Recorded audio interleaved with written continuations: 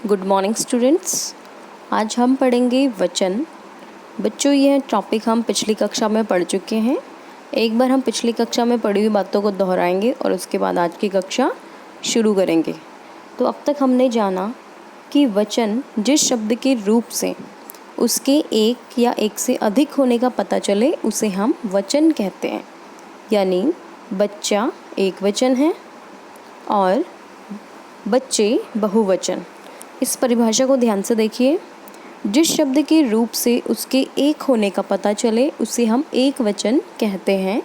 जैसे घोड़ा एक है तो ये हुआ आपका एक वचन।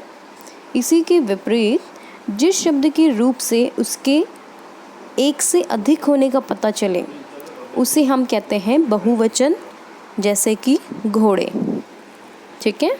अब वचन के दो भेद हैं, एक वचन और बहुवचन।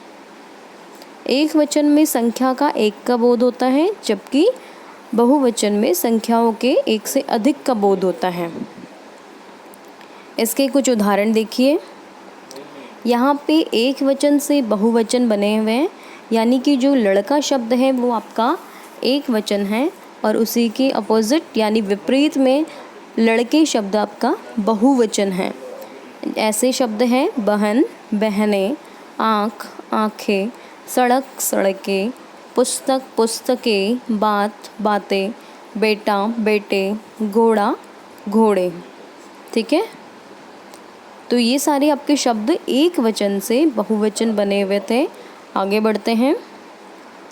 ये आपके शब्द बहुवचन से एक वचन बने हुए, यानी कि ये बहुवचन है और उनको हमने बदला है एक वचन में। शब्द है आपका केले, यानी कि बहुत सारे केले, और ये है आपका केला, यानी कि सिर्फ एक केला।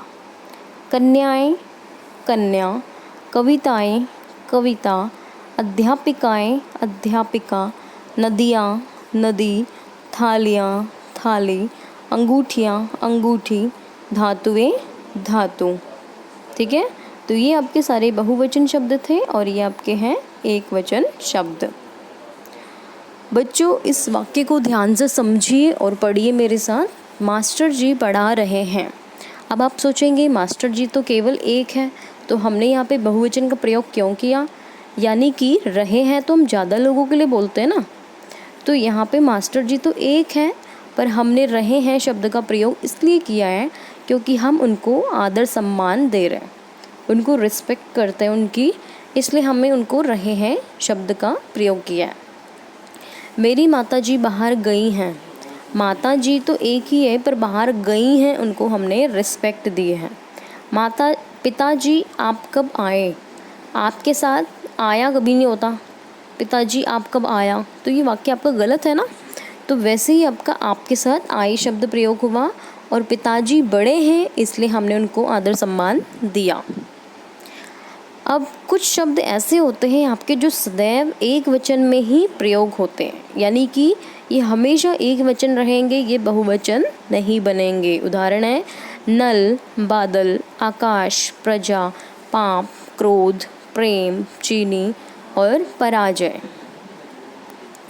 ऐसे कुछ और शब्द हैं जो सदैव बहुवचन ही रहते हैं, यानी वो एक वचन नहीं बनते। जैसे कि प्राण, दाम, दर्शन, दुर्लभ, आंसू, सोना, धन, समाचार, होश, भाग्य। ठीक है बच्चों। तो चलिए देखते हैं आपको ये पाठ कितना समझ आया है। कुछ प्रश्नों को आपने स्वयं करना है, ये आपका गृह कार्य है।